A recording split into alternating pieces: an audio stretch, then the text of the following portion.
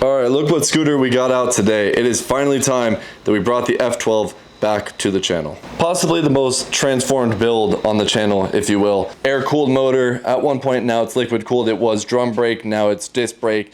Fully built racing setup, racing ignition, all the bits on here. There is one issue with this bike, and we're going to be addressing that today. I pulled this thing out about 20 minutes ago, and I've been standing here just staring at this thing because I absolutely miss this bike. This thing just looks so damn good.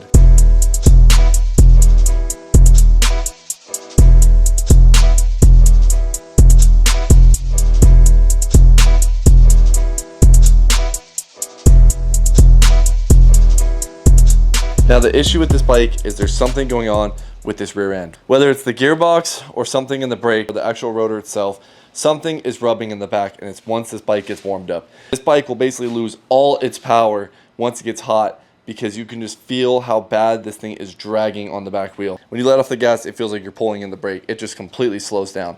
I have two theories here, and it's something either behind the wheel because we adapted it to disc brake, and there's something with the rotor that maybe isn't aligned, it's rubbing on the actual caliper itself, or we have a Plini gearbox cover, and I can't remember if we accidentally put in both washers or just the one, because I know you're supposed to only put one washer in with those gearbox covers, otherwise it can cause binding. So with those two theories, we're going to hit that today and figure out what's going on back there, but I honestly need to fire this thing up. I've been staring at this thing too long not to hear it run now. And if you haven't seen this scooter, this thing is so pimp. We have it set up on a Malaguti inner rotor racing ignition, so it doesn't have a charging system for the lights. So we set up an adapter in here to run a Makita 18-volt battery, and we can basically just slide that in right there. And now we run our water pump and all of our gauges and lights off of that battery. So we got all that hooked up to there, and I have like 10 of those batteries. So if you're worried about not having enough battery, you can carry a lot of Makita batteries in the seat of this. You might be upset about not riding it for so long.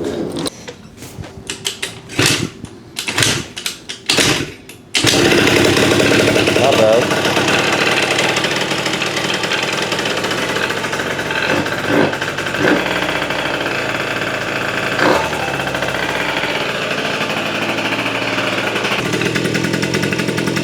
Oh, she smells so good. She has castor oil in it right now. It smells so good.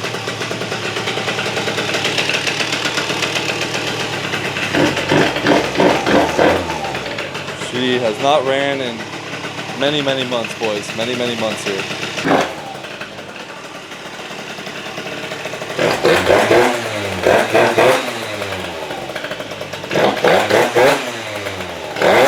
Oh, look how bent that wheel is. Oh boys, we got something bad going on back there. We got something bad going on back there, that's for sure. Let's see if it's not the washer behind the wheel or something that's making this wheel wobble. I hope the wheel's not actually that bent. I don't remember if I looked that hard because we bought this wheel on eBay from Italy. All right. These wheels look so sick though with the disc hub. Now, looking in here, I mean, the hub looks straight from right here though. It looked like the wheel was off, if anything, not the hub. Nothing like crazy enough that feels like it would be having so much friction like it does. All right, well, looking at it straight on, I can kind of see the calipers a little cockeyed, but I mean, unless I see major pad wear, I don't really see that being the issue. So we're gonna go ahead and pull this caliper off so we can take a look at the pads on the inside and see if we can see it's rubbing at an angle or something. The pads have like zero wear on them. I've only rode this thing a few miles, honestly. Alright, let's take it all off. Let's take a look at everything.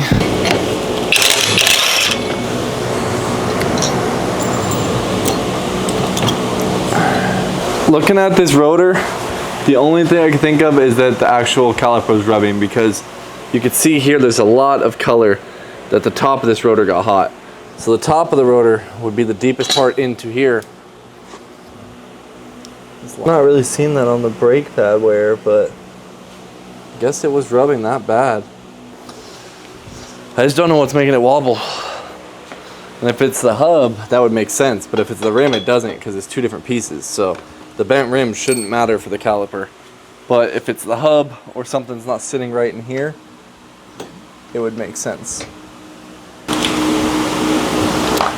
Let's see if this hub is bent. The thing is, how it's rubbing, the piston and the caliper isn't even fully compressed. So if it was rubbing that hard, it would just compress the piston in and the caliper, and then the brake pad wouldn't rub no more. So that's why I'm like, it's kind of weird that if rubbing is the issue, unless the master is like keeping pressure or something's wrong with the master. Hub is not bent. All right, I feel like possibly the powder coat could have been playing a role in the wobble in the wheel because it was a little bit thicker in some spots here. So I sanded down the powder coat where the wheel actually mounts to on both the wheel and the hub. I also sanded down all the inners, sadly, after powder coating because the tip of the caliper was a little bit rubbing on this area of the wheel. So I went through and grinded it all up. I'm actually gonna take some spray paint on a little paintbrush and just paint that in. These are just freshly powder coated, but part of the game. Oh, I forgot that we did the overrange kit on here. Dang. It's been so long that we've done the f12 stuff that I completely forgot this had an overrange kit on it. Kind of want to crack open the whole gearbox, but I don't know if that's OD or not.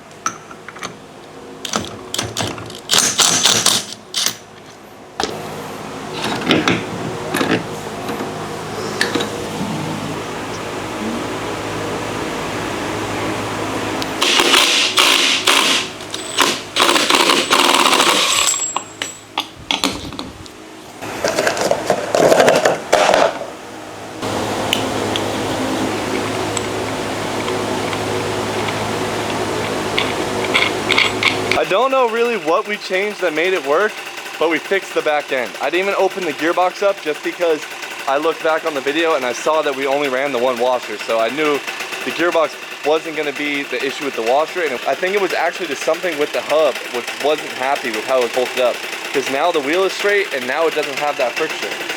You look.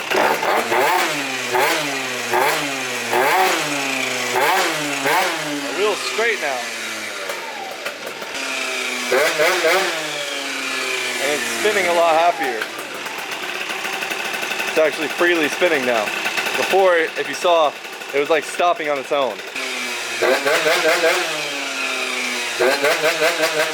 Alright boys, we are going to be taking the Malaguti on a little test spin right now.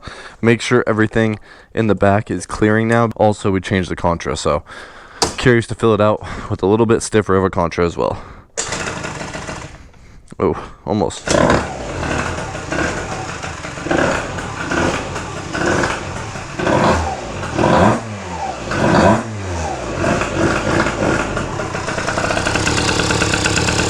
I need to start doing the cable chokes because especially on these horizontal Minarellis, it's a pain to get to the choke. A while since we got to ride the Malaguti. Last time we rode it was when all the Portland boys were out here, and that's when we kind of discovered the back wheel was rubbing on something. So. Oh, I forgot about the straight cut gear sound on this too.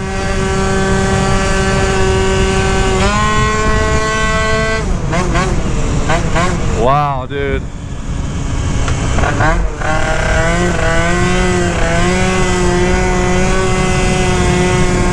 Man, I miss this thing. It feels so much better right now, how it's rolling.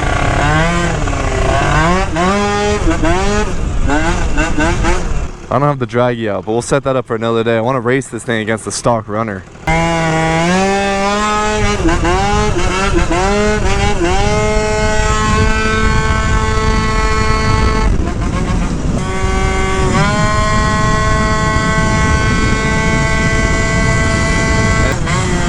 If I remember right, last time we brought the draggy out, we probably hit 75 in this thing. But carb tuning, this thing feels spot on. It's staying really cool. Compared to the RC1, we had all those issues last time. This thing's only 150 degrees right now, Fahrenheit, and it's 105 degrees outside. This thing's got the dual radiators. It's set up really nice. This thing cruises so good too. We're going 50 right now, just quarter throttle, just cruising. And then we just...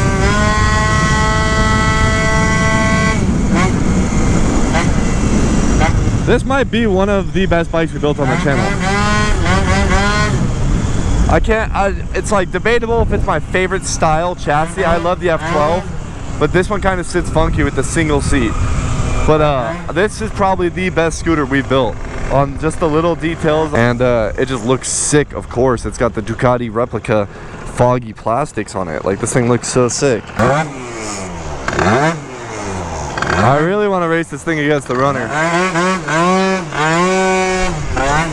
I feel like this would smash the runner up to about 65s, and then the runner would start creeping on it probably.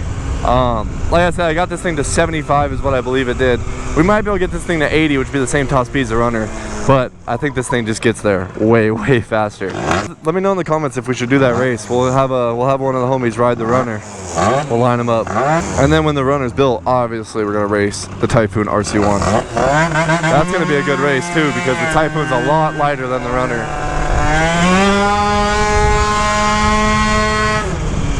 This thing is loud though,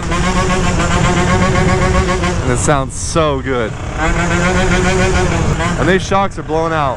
What is the best aftermarket shocks for a Malaguti F12? I haven't even looked at the front suspension for these, but I definitely need to see what a good aftermarket front suspension setup is.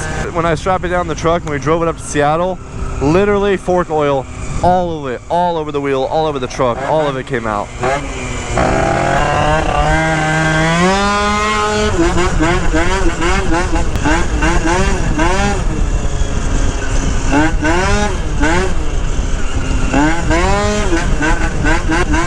The disc brake feels so good on the back of this thing. 50,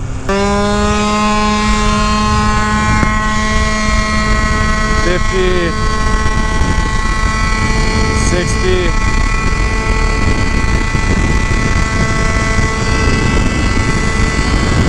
Yeah, it's definitely like 75. It's a ripper though, and there's definitely no wheel dragging now.